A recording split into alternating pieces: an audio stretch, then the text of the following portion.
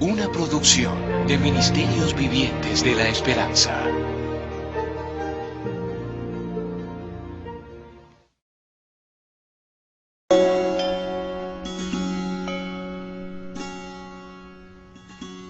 Brigham City es una pequeña ciudad del norte de Utah, donde hay un tabernáculo mormón y muchas casas de reunión de la Iglesia de Jesucristo de los Santos de los Últimos Días, también llamada de los Mormones.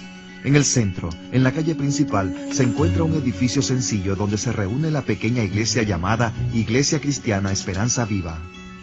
Muchos de los cristianos que se reúnen en la Esperanza Viva fueron mormones, y cuando hablamos de mormones, nos referimos en muchos casos a los cónyuges, a los hijos, a los nietos, a los compañeros de trabajo y a la gente que conocemos de toda la vida, y por supuesto que los amamos y los queremos ayudar. Las primeras líneas de la introducción del libro mormón afirman que este libro es un volumen de santas escrituras comparable a la Biblia. ¿Es el libro de Mormón comparable a la Biblia? Es una pregunta muy importante que los cristianos de la Iglesia Esperanza Viva nos teníamos que hacer. Scott y yo entrevistamos a una cantidad de arqueólogos, antropólogos, geógrafos y lingüistas en muchos sitios y de muy distintas ideas. En las entrevistas, les preguntamos lo mismo sobre la Biblia y el libro de Mormón. En total hicimos casi 40 entrevistas en los Estados Unidos y en 6 países del mundo. Lo que investigamos fue una simple pregunta. ¿Se puede comparar el libro de Mormón con la Biblia? Esta es la historia de lo que descubrimos.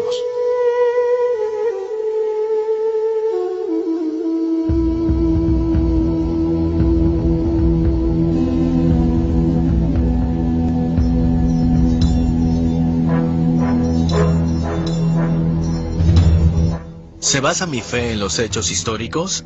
Esa es una pregunta muy importante.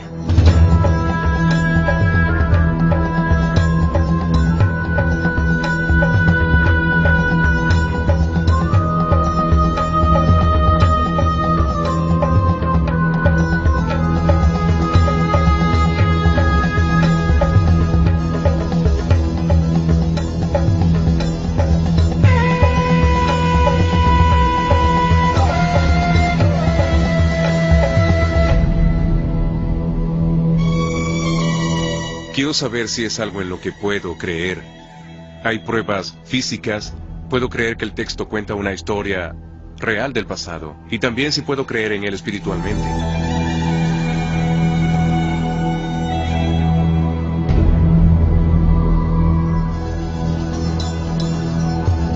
Yo crecí con la creencia de que el libro de Mormón era literalmente la palabra de Dios. Y que la Biblia estaba más bien corrompida, mientras que el libro de Mormón emanaba directamente de Dios. El libro de Mormón es la palabra de Dios, y es el libro más correcto. ¿Usted cree que es más correcto que la Biblia? Así es. La Biblia versus el libro de Mormón.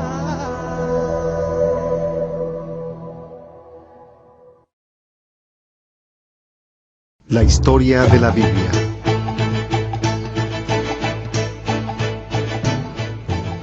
La mayor parte de los relatos de la Biblia ocurren en una estrecha franja que está entre el mar Mediterráneo y el río Jordán, y entre el mar de Galilea y el mar Muerto. Hacia el sur está Egipto y el mar Rojo. En esta tierra que originalmente se llamaba Canaán, es donde se establecieron los israelitas, el pueblo elegido de Dios. Uno de los primeros y más famosos de sus reyes fue David, quien fundó el reino de Israel. El rey Salomón fue su hijo y sucesor, y construyó el templo del Señor en el monte Moriah, en Jerusalén. Tras la muerte de Salomón, el reino se dividió en 2 partes. El reino del norte recibió el nombre de Israel, y el del sur se llamó Judea. La Biblia dice que el imperio asirio conquistó a Israel, el reino del norte, y el del sur permaneció intacto hasta el año 586 a.C., cuando fue conquistado por los babilonios, quienes después de quemar el templo de Jerusalén enviaron a los hebreos al exilio. Tras pasar 70 años en el exilio, el pueblo de Judea, que por ello se llama judío, se le permitió volver a Jerusalén y reconstruir el templo y los muros de la ciudad. El Nuevo Testamento se inicia cuando la tierra de Israel y de Judea, ahora llamada Palestina, se encuentra bajo el dominio de Roma. Su gobernante era Herodes, quien amplió el templo. El Nuevo Testamento habla del cumplimiento del Viejo Testamento con la llegada del Mesías en la persona de Jesucristo.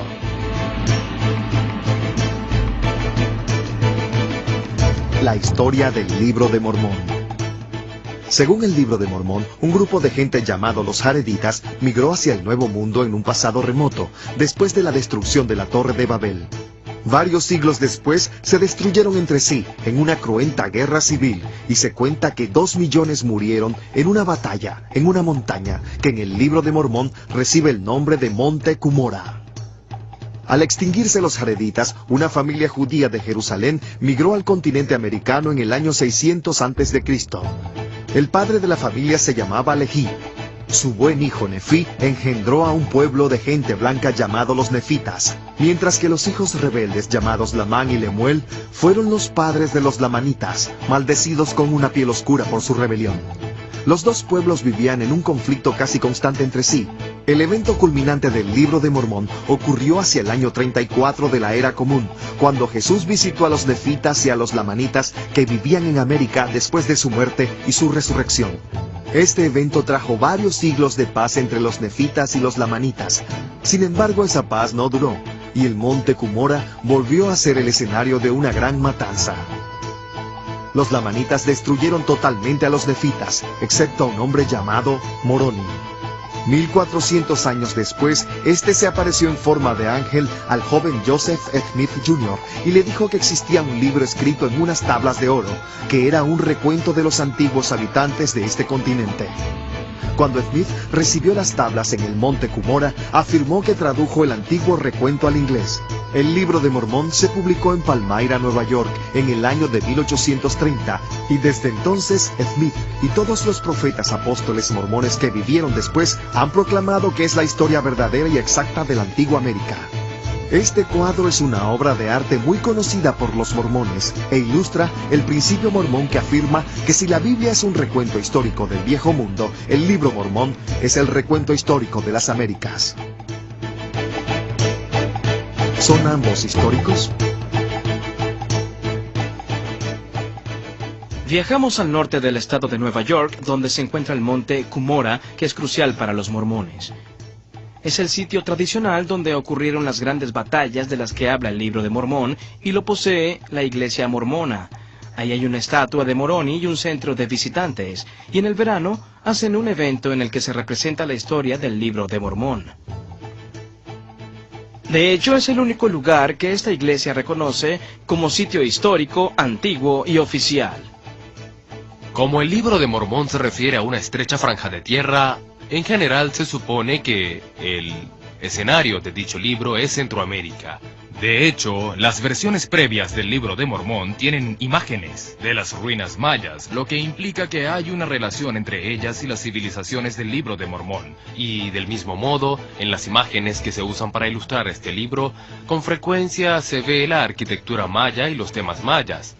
Así que viajamos a Guatemala, a Honduras y al sur de México con un antropólogo mormón, el Dr. Tom Murphy, para ver si el recuerdo del Libro de Mormón coincide con la geografía y la arqueología del Nuevo Mundo. En Israel empezamos con las cosas más obvias, y una de las primeras preguntas fue si la geografía coincide con el relato bíblico.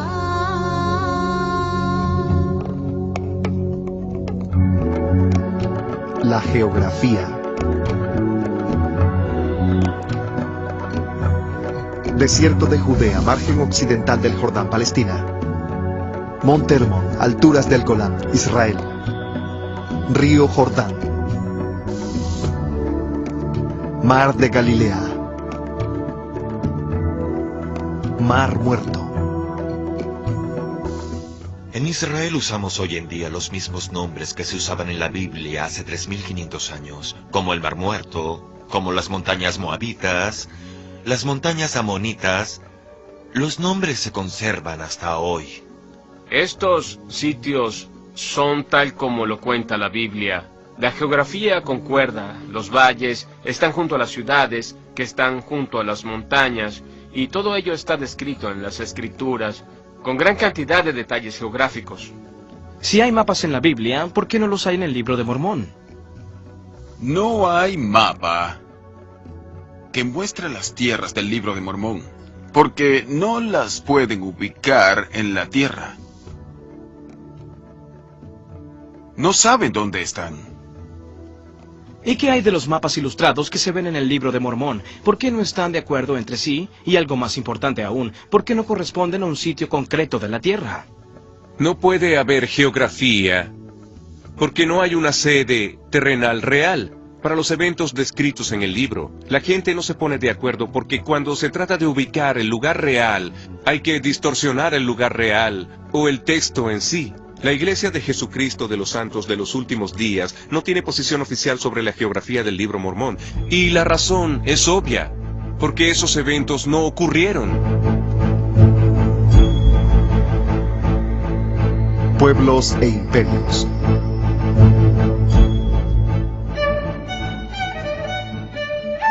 Los judíos aún existen hoy en día, tanto en los países en los que han ido al exilio como en la tierra de Israel. Y todas las civilizaciones en torno a Palestina han sido bien ubicadas por la arqueología y la historia. Israel es el puente entre tres continentes, por eso los egipcios vinieron aquí, los asirios la invadieron, los babilonios también, el imperio heleno y los romanos. Resulta evidente cuando se lee la Biblia que se refiere a lugares históricos. ¿Cómo se sabe que existió el Imperio Romano? Los romanos dejaron su huella por donde pasaron. Dejaron grandes carreteras, monedas y recuentos escritos. Los restos de los antiguos imperios de Grecia y de Roma, que están descritos en la Biblia, son muy visibles en todo el Viejo Mundo, y de igual modo, el Libro de Mormón describe la existencia de varios imperios en el Nuevo Mundo. Se habla de la civilización jaredita en el libro de Eter, a la cual prometen que se volverá la nación más grande del mundo. Y a pesar de eso, no se encuentran rastros de esa civilización. Las fechas que se ven al pie de página del Libro de Mormón indican que el imperio jaredita fue reemplazado por el imperio nefita poco después del año 600 a.C. En el Libro de Mormón está la gran civilización de los nefitas, que era un pueblo industrioso que construyó máquinas y vivía en grandes ciudades. Yo no he visto ninguna prueba que indique que los nefitas vivieron en América. Las civilizaciones que hubo en toda Centroamérica tuvieron un ascenso y llegaron a su clímax entre los años 600 y el 900, después de los eventos que se cuentan en el Libro de Mormón. Se dice que los lamanitas acabaron el imperio nefita en el año 400 de nuestra era. Y según dice el Libro de Mormón, de los 3 pueblos que existían, solo sobrevivieron los lamanitas, que se convirtieron en los principales antepasados de los indígenas americanos. Aquí en el monte de Cumorah se encuentra esta placa que nos describe como los lamanitas. Dice que los lamanitas son lo que queda de la casa de Israel. Se refiere a nosotros, escrito en el Libro de Mormón. No se ha encontrado ninguna evidencia de una cultura procedente del territorio de Israel, llamada lamanitas o nifitas. No hay ninguna evidencia. La Biblia también se refiere a varios pueblos que ya no existen hoy en día, como son los cananeos y los filisteos. Pero sí hay rastros arqueológicos de ellos. Se sabe mucho sobre la civilización cananea por las fuentes del antiguo Egipto y también por muchos restos arqueológicos que se excavaron en este país en los que se refleja la civilización cananea. ¿Arqueológicamente se ha demostrado que existieron los filisteos? Por supuesto, sí. Sin duda alguna, los filisteos tienen una cultura material muy propia de ellos y que se distingue de las otras culturas que vivieron aquí. Y surge la pregunta de cómo es posible que esos 3 enormes imperios que se dice florecieron en América por varios siglos no dejaron ningún rastro arqueológico.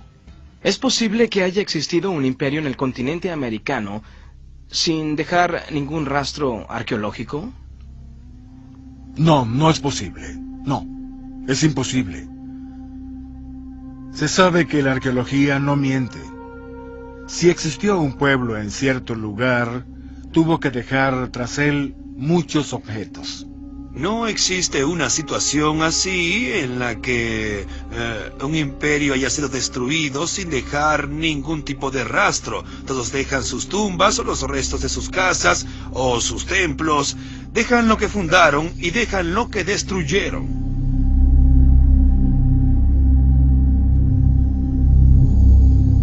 Ciudades.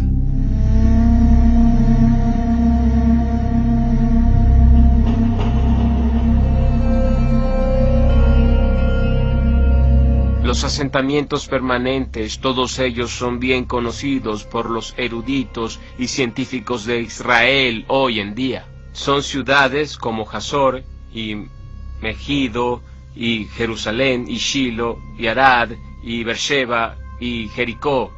Muchas de ellas aún están habitadas hoy en día, otras están en ruinas, pero Jesús condenó las ciudades de Capernaum, Betsaida y Corazín, y no hay duda de que los arqueólogos saben que fueron sitios de verdad que existieron en su tiempo, y las pruebas de ello son claras.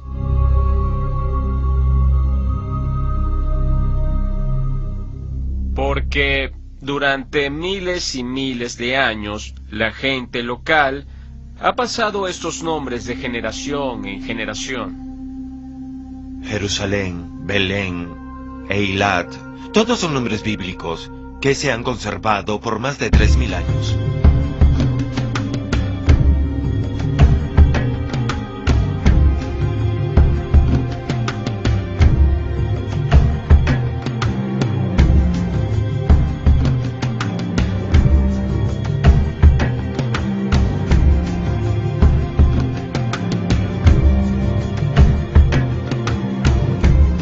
Las ciudades fortificadas de las que habla el Libro de Mormón tienen nombres como el de Nefí, Manti, Serahemla, Sidón, Gershon y Abundancia, para nombrar unas pocas de las más de 30 grandes ciudades que se mencionan en dicho libro.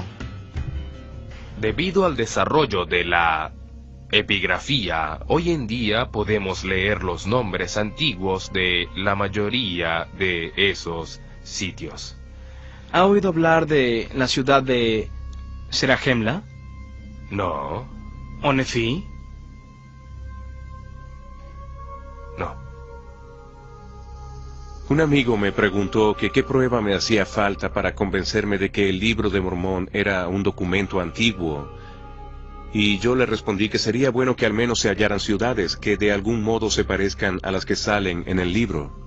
No hay ninguna evidencia de que existió Serahemla, que es una de las ciudades que se mencionan en el Libro de Mormón. Aquí estamos en la ciudad de Palenque y todas las edificaciones que se ven en el fondo se hicieron varios siglos después de los eventos que se cuentan en el Libro de Mormón. Así que de ningún modo puede ser una ciudad nefita. Si hubiese existido una gran ciudad, ¿es posible que no quede ningún rastro arqueológico de ella? No, es imposible. En una ciudad como Tiberíades hay una gran cantidad de evidencias de la arquitectura, de los pisos, de toda clase de objetos, monedas y una gran cantidad de cosas. ¿Puede ser que conquistaron una ciudad y no quedó ninguna prueba? Ni hablar. No es posible. Hace años tuve una conversación con un amigo cristiano y una de las cosas que me dijo es que si uno quería ir a Jerusalén, era algo fácil de hacer hoy en día, o uno podía ir a Belén y ver los sitios en los que ocurrieron los hechos que se cuentan en el Nuevo Testamento. Pero que nadie sabe nada o ha estado en Serahemla, o en Abundancia, o en la ciudad de Nefi, y es muy dudoso que esos sitios hayan existido. Y en mis clases de antropología aprendí que mi amigo cristiano tiene razón, y el Libro de Mormón se equivoca.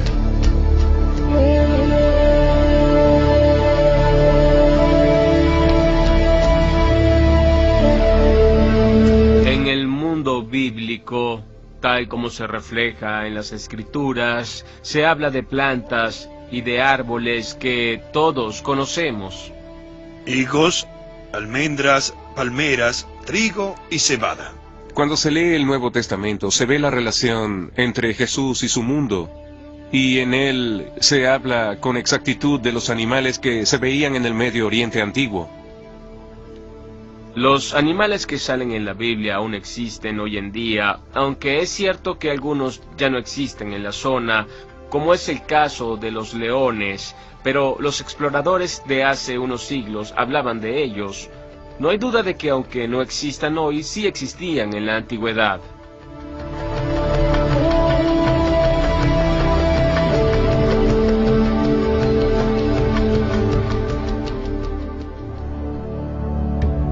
El libro de Mormón cuenta que los hijos de Leví exploraron el continente americano después de llegar a él. El primer libro de Nefí 18 dice así: había bestias de toda clase en los bosques, estaban la vaca y el toro, el asno, el caballo y la cabra. El segundo libro de Nefí 12:7 dice así: la tierra también está llena de caballos. Y el libro de Mormón habla del uso de carros alados por caballos en las grandes batallas de decenas de miles de guerreros. Dicho libro también habla de otro aspecto de la cultura como es la agricultura. En Mosía capítulo 9 dice así: comenzaron a sembrar la tierra con semillas de trigo y de cebada. Uno esperaría hallar restos de la clase de plantas y animales que tenían, pero en lugar de eso se ven pavos, llamas y perros. Las plantas son el maíz, los frijoles y la calabaza. El libro de Mormón habla de las plantas que no son, como el trigo y la cebada en la antigua América. Aquí no existía el trigo, ni se veía el ganado de cabras y ovejas. No habían caballos en la época del libro de Mormón, ni tampoco habían elefantes en América. Totalmente ausentes. Los mayas no tenían bestias de carga.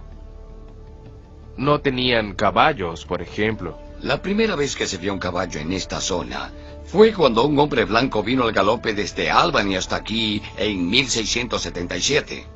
Y las historias sobre hombres a caballo en las batallas no pudieron ocurrir en América.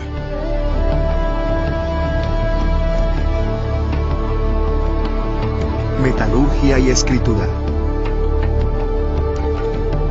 El libro dice que los nefitas y los jareditas procesaban el mineral en bruto y trabajaban con gran cantidad de metales. El primer libro de Nefí 18:25 dice que la familia de Leví halló muchas clases de metal en bruto, como el oro, la plata y el cobre. Aquí no se usaban los metales como el oro o el cobre, en términos metalúrgicos, tal como se dice en el libro de Mormón, que hace referencia a los fuelles y otras herramientas de la metalurgia. El libro de Mormón concretamente afirma que existía el acero en el Nuevo Mundo. Es muy fácil hallar los sitios donde se fundía el acero, aunque no se encuentran los objetos de acero, y no se ha hallado uno solo de esos sitios que permita afirmar que se fundía el acero. Y lo que es más asombroso sobre los mayas es el hecho de que no usaban los metales. La falta de herramientas de metal en América es algo que pone en un serio problema al libro de Mormón, que afirma que tanto los jareditas como los nefitas tenían armaduras de metal y armas para la guerra, tenían monedas de metal y que tenían placas de metal en las que escribían. El principio del capítulo 19 del primer libro de Nefí dice que Nefí hizo placas de metal para grabar la historia de su pueblo. En el Amán 3:15 se afirma que hay muchos libros y escritos de toda clase que han sido conservados, sobre todo por los nefitas.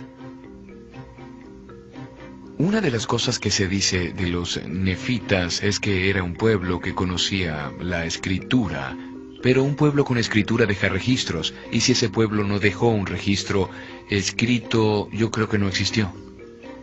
Y otros registros y recuentos dicen que había cientos y miles de placas y documentos escritos. La idea de que pudo existir un imperio que duró 1000 años, que de hecho sabía escribir, que no dejó ningún rastro histórico de nada, no puede ser posible. ¿Hay alguna prueba de que los antiguos americanos, entre el 600 a.C. y el 400 después de Cristo, escribieran en placas de metal? No. Se han hallado antiguos escritos de todos los imperios que rodeaban al reino de Israel, aunque no tan abundantes como los manuscritos bíblicos que fueron escritos por los mismos israelitas. La parte más antigua de la Biblia que ha sido conservada por la arqueología es un breve fragmento, capítulo 6 de Deuteronomio, versículos 24 a 26, descubierto por Gabriel Barcay. En una excavación que yo dirigí aquí en Jerusalén, se hallaron 2 pequeños rollos de plata que están escritas en hebreo antiguo y tienen los versículos bíblicos más antiguos que se conocen y que son de este mismo período, el siglo VII antes de Cristo.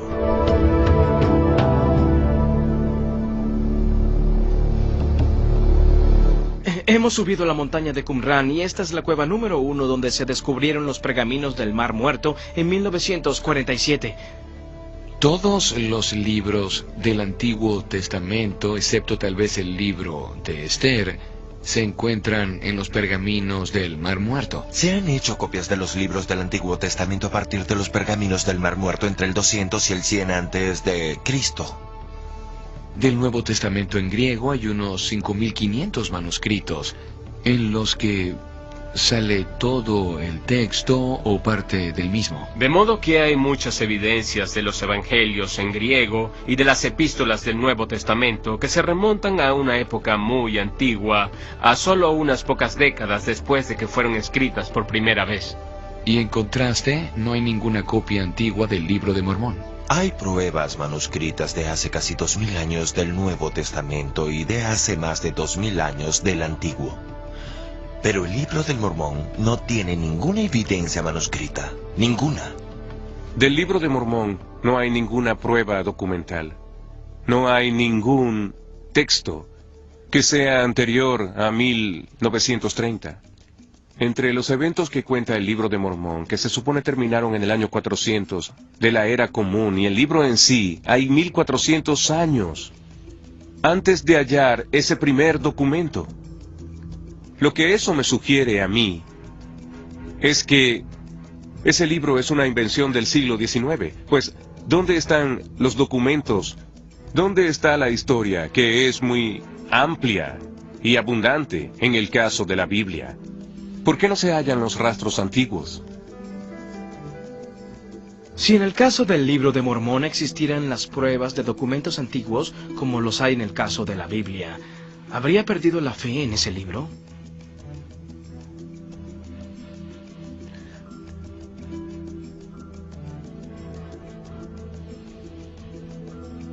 Esa es una buena pregunta. No lo sé.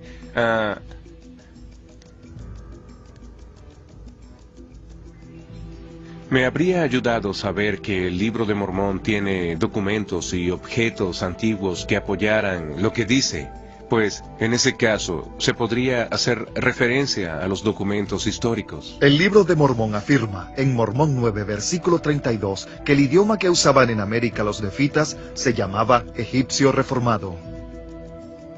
El Libro de Mormón dice que escribían en egipcio reformado. ¿Acaso un hebreo del año 600 a.C. sabía escribir en el egipcio antiguo reformado? ¿Qué es el egipcio antiguo reformado? Todos los lingüistas afirman que nunca habían oído hablar del egipcio reformado, a menos que sean mormones. Y la razón por la que los más serios lingüistas no saben nada de eso es porque se trata de un idioma ficticio. No existió nunca. ¿Hay alguna prueba de que los antiguos habitantes del Nuevo Mundo escribían en hebreo o en egipcio? Categóricamente no.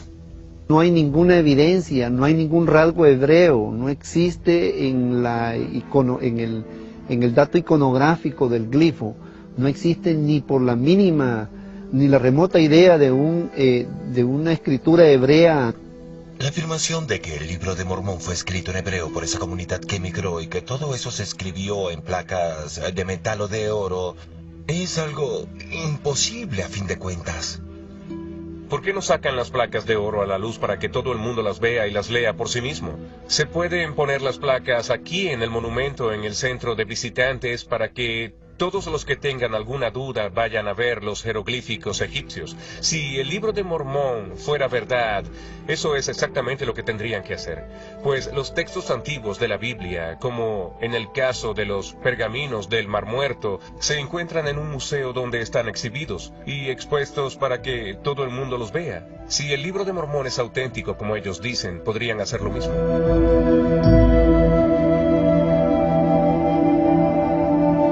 Las monedas. Tanto en la Biblia como en el libro de Mormón se habla de los sistemas de monedas. Por ejemplo, en la Biblia se mencionan muchas monedas romanas que se usaban en la época de Jesús, en el primer siglo de nuestra era. El pavimento sobre el cual estamos parados en este momento estaba recubierto por una capa de entre 5 y 7 centímetros de tierra en la que había muchas monedas que se remontan al siglo I. ¿Cuántas monedas más o menos se han hallado en este lugar durante la excavación? Como unas 300 o 400. ¿Qué pones en ese balde? Monedas.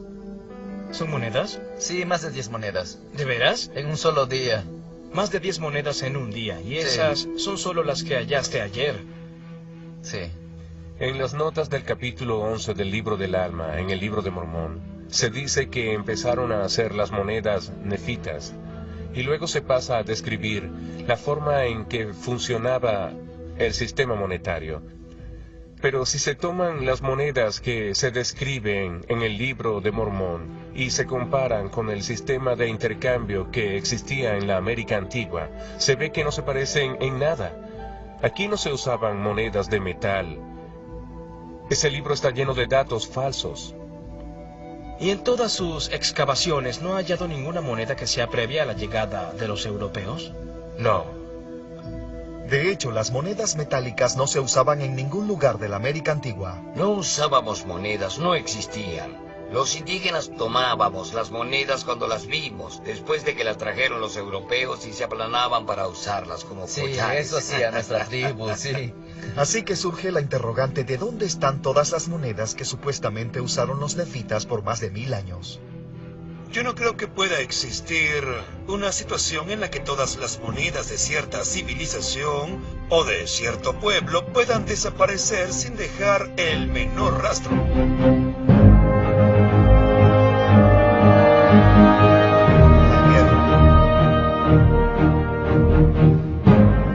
La Biblia hace referencia a numerosas batallas y guerras a lo largo de toda la historia de los israelitas. ¿Se han hallado puntas de lanza y cosas por el estilo? Por ejemplo, cuando por este país pasaron los invasores de Asiria, las puntas de las flechas cayeron en los techos de las casas, que más tarde fueron destruidas. Por eso se encuentra primero la capa de las puntas de las flechas y luego la capa de los pisos. Sobre el periodo bíblico están las evidencias de las puntas de las flechas que usaron los babilonios y de la gente local y de las que usaban los asirios. Las notas al pie de página del libro de Mormón dicen que el exterminio de los lamanitas por parte de los nefitas ocurrió en el año 400 de la Era Común, aunque no ha quedado ninguna prueba arqueológica. En contraste, una batalla mucho menor que ocurrió muchos años antes, en el siglo I de la Era Común en Palestina, nos demuestra lo que se puede hallar si se hubiese entablado una batalla como la que describe el libro de Mormón. El historiador Flavio Josefo nos habla de una gran roca aislada en el desierto, llamada Masada, donde relata que había unos 900 judíos que fueron sitiados por los romanos y que se suicidaron por ello.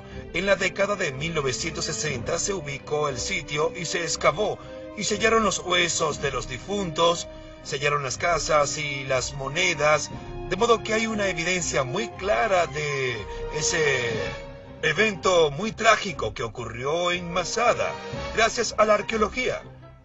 No hay civilización que se pueda destruir de forma tal que no quede ningún resto de ella.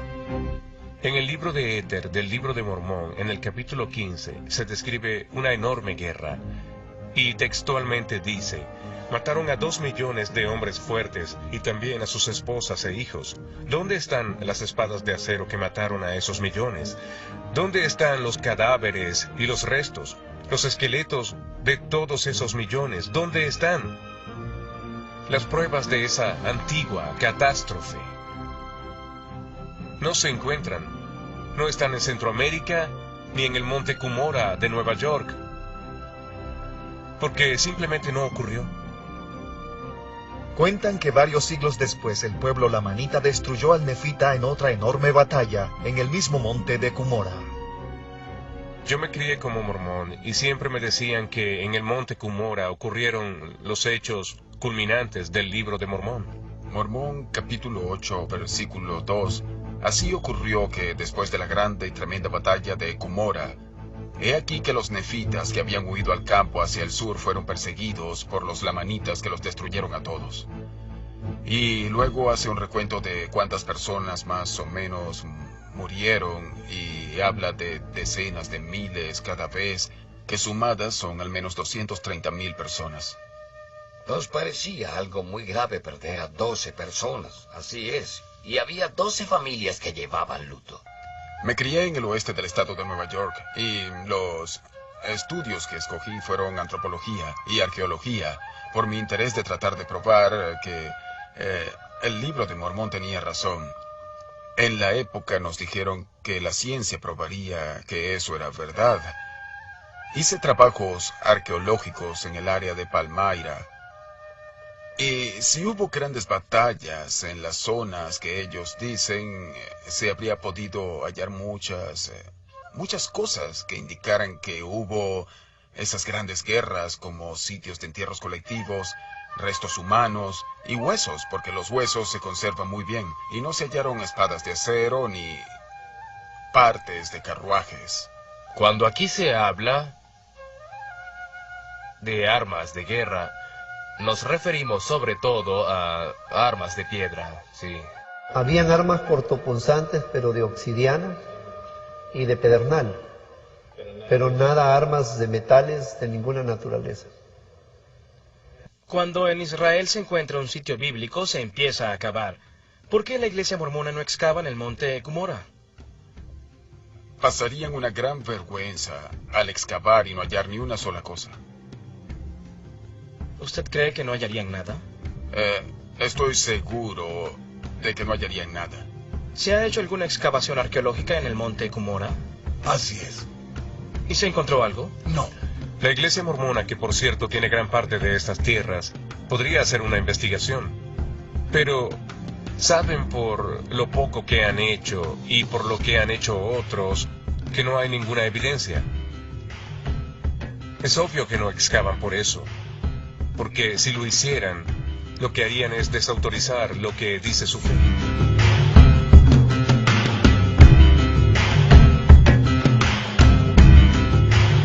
Templos. Estamos aquí en el muro occidental del Monte del Templo, o el Muro de los Lamentos, como a veces lo llaman. El muro en sí tiene una antigüedad de 2020 años. Este muro fue construido por Herodes el Grande y fue destruido por Tito en el año 70 de la Era Común, cuando los romanos incendiaron el segundo templo. Esa fue una de las grandes tragedias de Jerusalén, que creo que se simboliza por este montón de piedras que se ve aquí. Estas piedras ilustran las palabras del Evangelio, cuando Jesús dice, vean las magníficas piedras del muro del templo, pues no quedará ni una encima de la otra. Y en estas ruinas se ve la ilustración más clara que puede haber de las palabras de Jesús. En el segundo libro de Nefí 5:16 del libro de Mormón se dice que Nefí y su familia construyeron un templo igual al de Salomón cuando llegaron a América.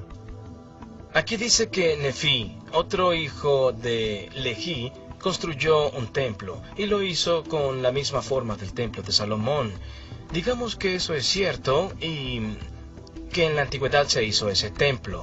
¿En América? En América. Cualquier persona que estudia la Biblia comprende lo crucial que es la oración aquí en Jerusalén, en el monte del templo. La idea de que existiera un templo hebreo en otro sitio que no sea el monte Moria es totalmente imposible. A los judíos no se les permite construir un gran templo en ninguna parte del mundo más que aquí. El libro de Mormón identifica claramente a Leví como el hijo de José.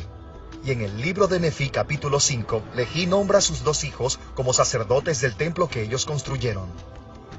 Los sacerdotes que ofician en el Santo Templo deben ser descendientes de Aarón, descendientes lineales de Aarón. El libro de Mormón plantea un problema, pues nombrar sacerdotes que no sean descendientes de Aarón o de Leví está prohibido en el Antiguo Testamento, y sin embargo, el libro de Mormón dice que se atiene a las leyes del Antiguo Testamento.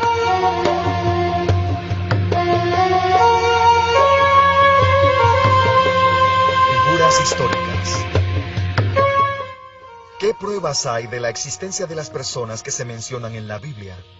Hay una inscripción que menciona la casa de David. De hecho, son 2 inscripciones, una que se halló en el sur de Transjordania y la segunda que se halló en Tel Dan, en el lado norte. Cuando se lee el Antiguo Testamento, se ve que hay personas como Daniel y sobre todo los últimos profetas como Malaquías y Ezra.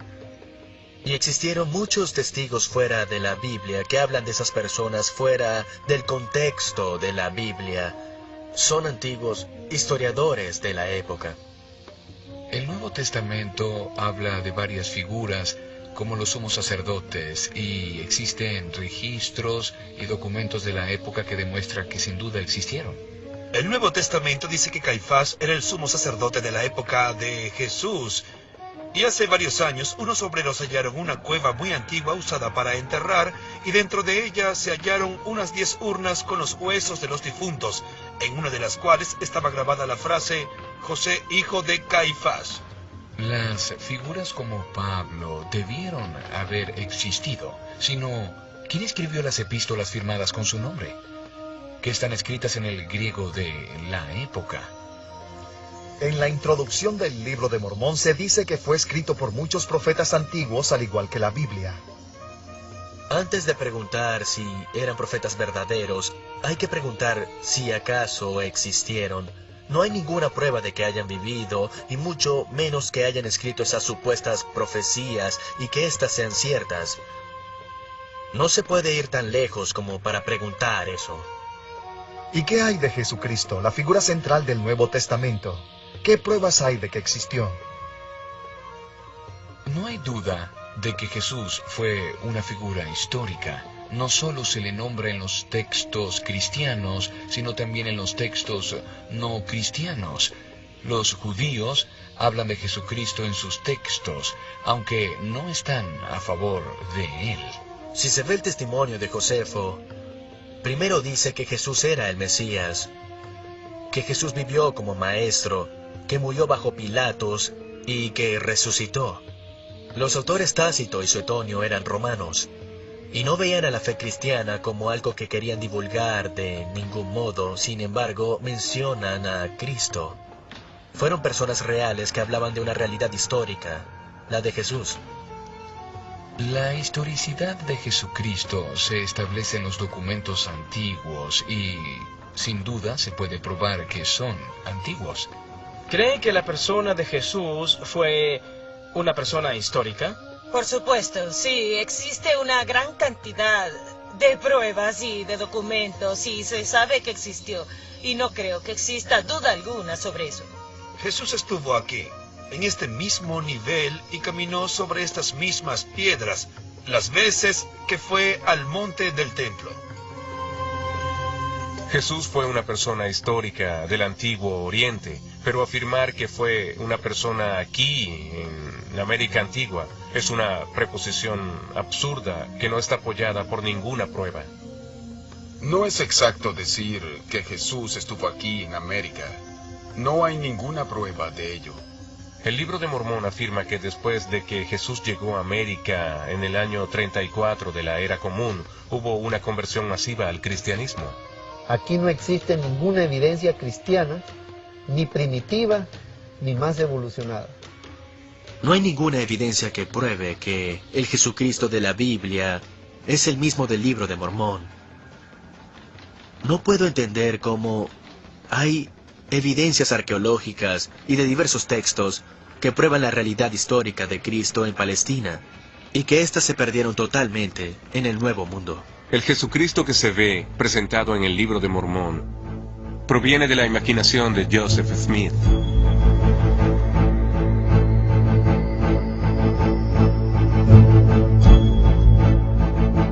Sopesando las pruebas.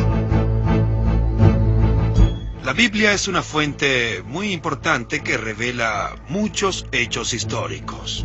Se pueden demostrar con la arqueología los hechos que narra la Biblia. Si se consulta al Instituto Smithsoniano sobre el uso de la Biblia para la investigación arqueológica, va a responder algo en lo que todos los antropólogos de hoy están de acuerdo. O sea que muchos de los libros de la Biblia han sido usados como guía en la investigación arqueológica.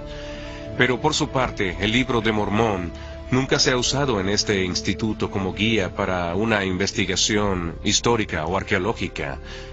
El problema con el Libro de Mormón es tan sistémico que creo que, por más investigación arqueológica que se haga aquí, la conclusión va a ser que lo que dice ese libro no pudo ocurrir en la América antigua.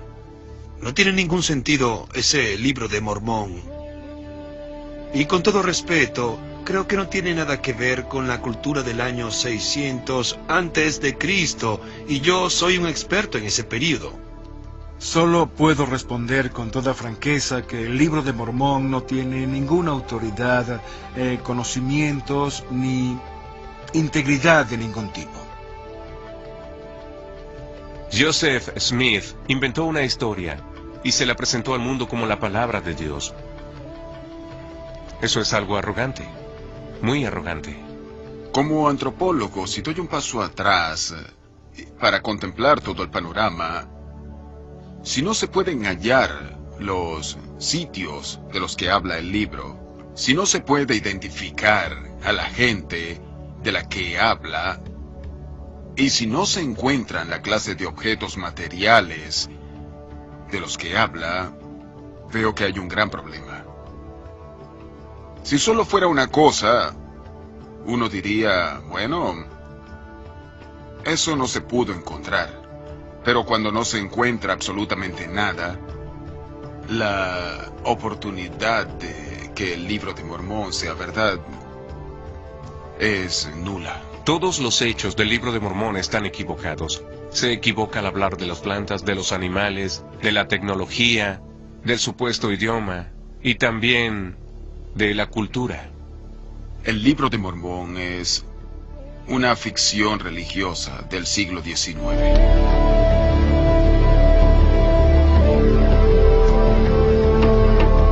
Ambos son escritura.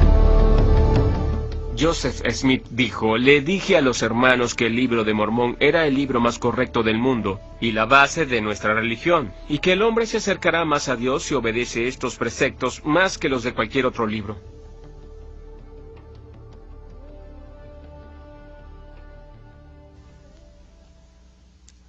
El Libro de Mormón está lleno de errores.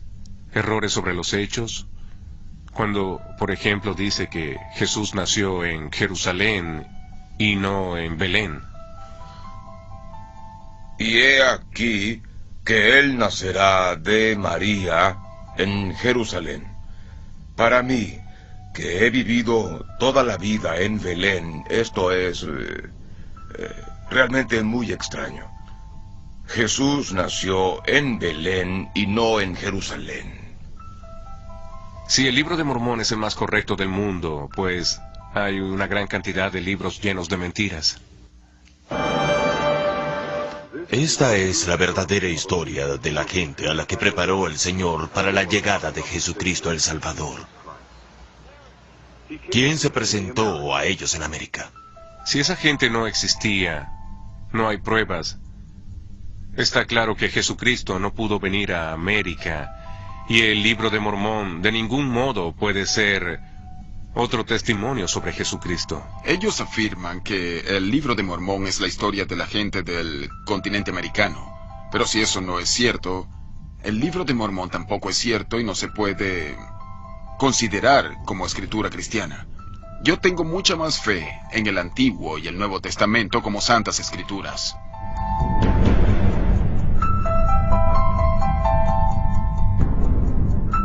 Apologistas de los mormones. Thomas Stuart Ferguson tuvo un gran papel en la creación de la Fundación Arqueológica del Nuevo Mundo y del Departamento de Antropología de la Universidad de Brigham Young. Se han gastado millones de dólares en buscar pruebas que confirmen el libro de Mormón. Ferguson fue uno de los principales promotores de todas las investigaciones hechas en Centroamérica y no pudo hallar nada. Ferguson hizo muchos esfuerzos y esperaba algo que nunca ocurrió. Esperaba tener pruebas físicas y documentales de lo que afirma el libro de Mormón, pero todo lo que halló fueron contradicciones. A diferencia de sus colegas de la Universidad de Brigham Young, Thomas Stuart Ferguson tuvo el valor de decir la verdad sobre ese libro.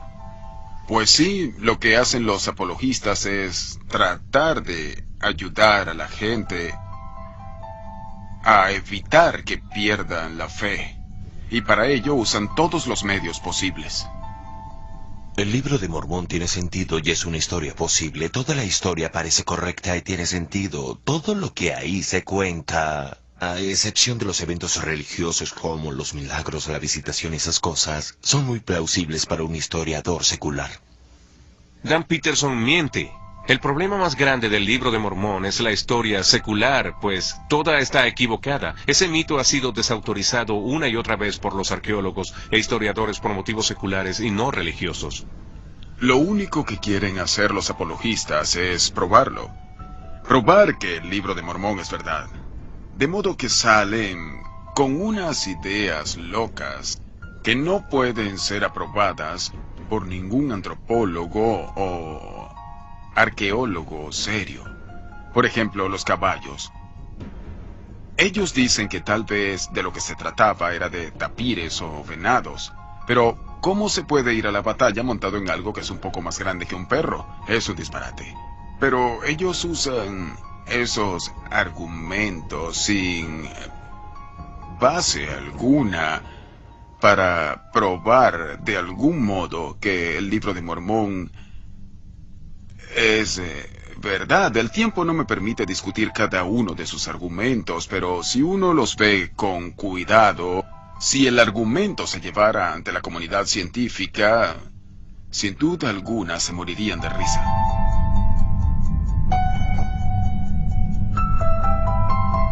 ¿Podemos confiar en nuestros corazones? El concepto mormón para determinar la verdad de sus escrituras aparece en el capítulo 10 de Moroni, que dice así: yo los exhorto a que cuando lean estas cosas le pregunten a Dios si son ciertas o no. Y sabrán que si lo preguntan con un corazón sincero, Él les manifestará a ustedes la verdad por el poder del Espíritu Santo. De modo que la verdad se encuentra examinando el corazón de uno. Tanto en el Antiguo Testamento como en el Nuevo, se dice que el corazón del hombre está corrompido. El corazón es engañoso en todas las cosas y desesperadamente malvado. ¿Quién lo puede conocer? Jeremías. El que confía en su corazón es tonto. Proverbios. Según las enseñanzas de los mormones, se llega a la verdad mediante la seguridad emocional de que el libro es cierto. Dicen que esa sensación de seguridad es la evidencia del Espíritu Santo y se refieren a ella como a una sensación ardiente en el pecho, como una conciencia espiritual y como un testimonio. ¿Es a menudo el libro de Mormón? ¿Lo has leído hoy? Pues sí, claro. ¿Sí? ¿Y lees todos los días? ¿Y lees y recibes el testimonio de que lo que lees es cierto? Para mí eso es guiar mal, e incluso es engañar. Eso de insistir que el libro de Mormón es cierto cuando los hechos indican lo contrario, solo porque se siente en el corazón, o se tiene una sensación en el pecho, y eso se convierte en la prueba definitiva de la realidad. ¿Dónde está la humildad de la que habla el libro de Mormón? No se puede proclamar solo debido a una impresión en la oración, que tenemos la verdad absoluta. ¡Qué arrogancia! ¡Qué absurdo! ¿Dónde está la humildad? ¿Dónde está la honradez?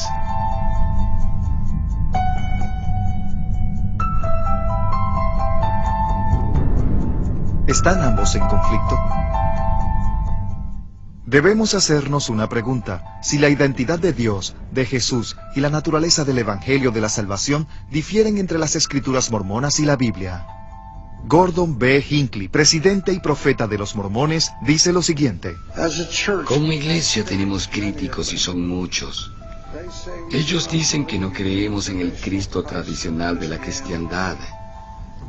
Hay una cierta verdad en lo que dicen, pues nuestra fe y nuestro conocimiento no se basa en la antigua tradición.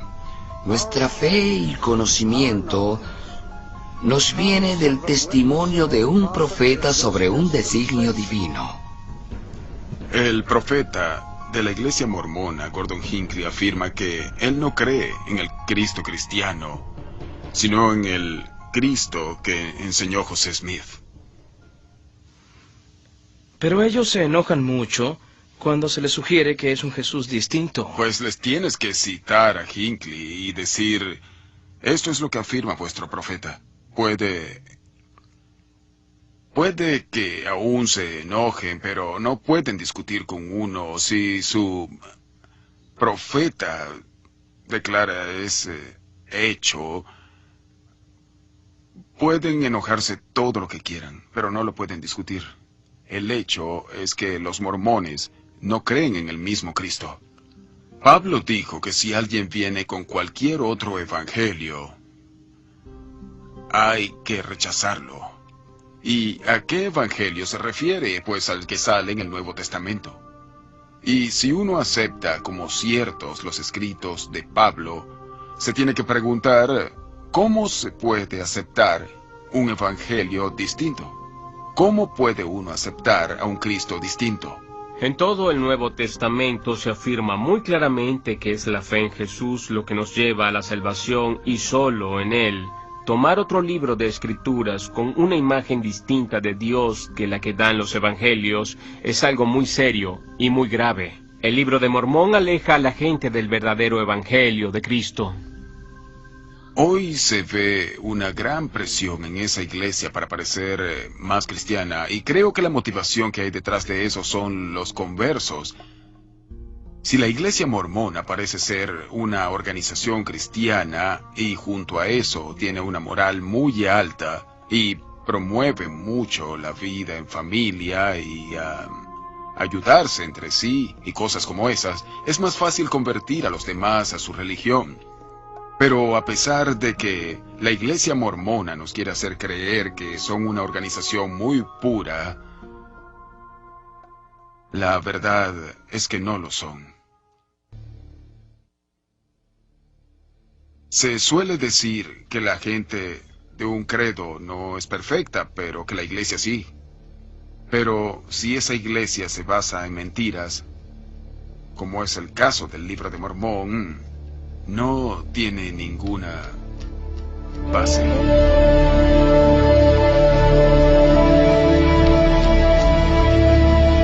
Llegar a la verdad. Como intelectual mormón, me pregunto por qué causa le tenemos miedo a la verdad. ¿Por qué no queremos ser honestos sobre el modo en que se creó el Libro de Mormón, de dónde proviene y qué es lo que dice? Que digamos la verdad sobre la antigua América. ¿Por qué razón nos tenemos que reconfigurar la imagen de la América antigua para que encajen con estos prejuicios y estereotipos? Más bien debemos tratar de forma directa y honesta los problemas de la arqueología, de la genética y la lingüística, y dejar que se diga la verdad. ¿A qué le tememos? ¿Tenemos fe en Joseph Smith o en Jesucristo? Cuando yo investigué la fe mormona, lo hice porque quería saber si era verdad. Si en verdad era la revelación de Dios a Joseph Smith, yo quería saberlo. Y le dediqué mi tiempo. Leí el Libro de Mormón, fui a la iglesia, asistí a las clases en el instituto de ellos, hice todo lo que había que hacer para saber más sobre la fe mormona. Y lo que encontré fue que cada vez me alejaba más de una relación personal con Jesucristo. Para mí, una pregunta muy importante es saber si mi fe se basa en un hecho histórico.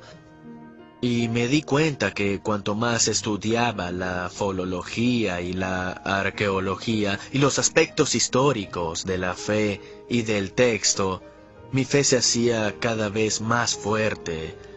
Lo que dice la Biblia es suficiente para la salvación. Y no hay que tenerle miedo a tratar de aprender más.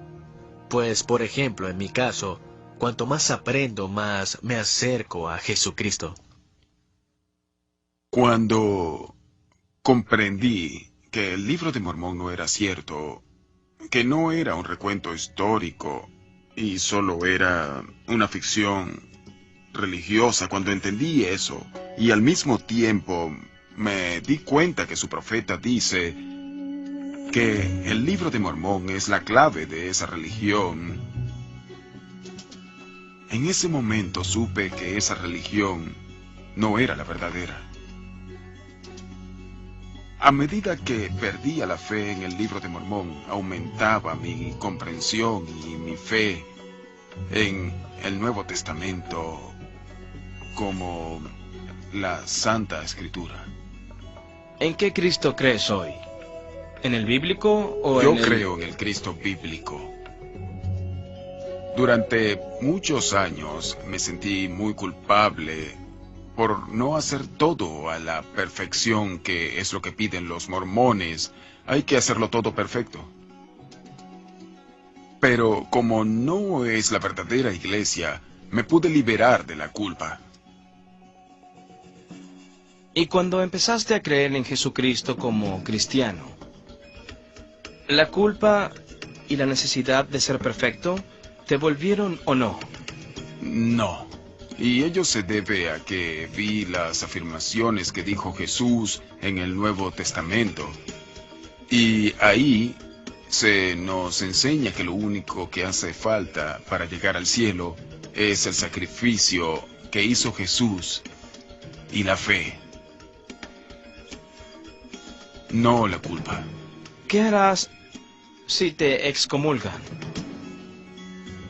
Si me excomulgan de la iglesia mormona, podré cerrar ese capítulo. Porque así podré decir que terminé con eso y dejar todo eso atrás. En Mateo 7:13 Jesús dice así: amplia es la puerta y ancho es el camino que lleva a la destrucción, y muchos se adentran en él. En Juan 14:6 Jesús dice sobre sí mismo: yo soy el camino, la verdad y la vida. Nadie llega al Padre más que a través de mí. El apóstol mormón Orson Pratt dijo sobre el libro de Mormón: si es falso, es una de las imposiciones más astutas, malvadas, profundas y falsas que se han fraguado contra el mundo. Está calculado para engañar y arruinar a millones que sinceramente lo reciben como la palabra de Dios y que suponen que están aferrados con seguridad a la roca de la verdad, hasta que ellos y sus familias son arrojados a una desesperación sin esperanza. Hicimos este proyecto como una obra de amor y de amor hacia los mormones. Invertimos mucho tiempo, esfuerzos y recursos en el proyecto porque queremos que los mormones establezcan una relación con el verdadero Jesucristo, el Jesús de la Biblia. Se ha demostrado que la Biblia es un recuento histórico auténtico y así podemos pasar a hacer la siguiente pregunta: ¿son las Santas Escrituras?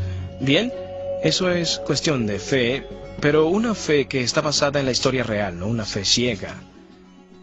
Jesucristo fue una persona histórica que dijo una verdad radical, y él advierte: se levantarán falsos cristos y falsos profetas con el fin de engañar. Hemos presentado pruebas que muestran de forma clara y tajante que el Cristo y los profetas del libro de Mormón son falsos y que el Jesús y la historia que de él se cuenta en la Biblia es un recuento histórico exacto. Piensen en lo definitiva que es la afirmación que sale en Juan 3:16 cuando dice: pues Dios amaba tanto al mundo que le dio a su único Hijo, para que todo aquel que crea en Él no perezca, sino que tenga la vida eterna. La última pregunta que les hacemos es si ustedes creen en Él. Prueben todas las cosas y aférrense a lo que es bueno. Tesalonicenses 5:21.